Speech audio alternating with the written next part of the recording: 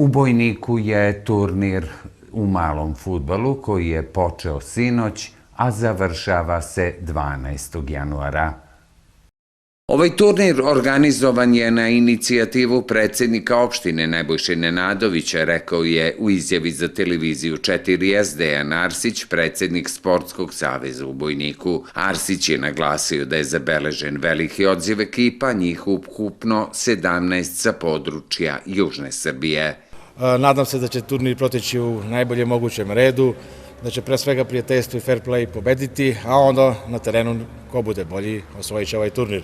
Nagrade su također nisu ni male, kao naša letnja liga u malom fudbalu što 6 godina pravimo unazad, iste nagrade su i na ovom turniru i zato je malo bio i primamljiv, a ujedno i novogodišnje vreme kad nema toliko turnira u okolnim mestima, tako da je veliki odziv i nadamo se da će to sve proći u najboljem mogućem redu.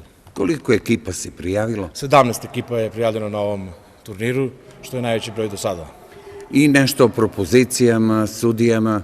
Pa naravno, mi gledamo da angažujemo iskusne sudije, koje imamo jednog sudiju sa naše teritorije i sudiju koji sudi najjaču ligu u futsalu u Srbiji, znači Super ligu Srbije, tako da u tom delu smo obezbeđeni na pravi način.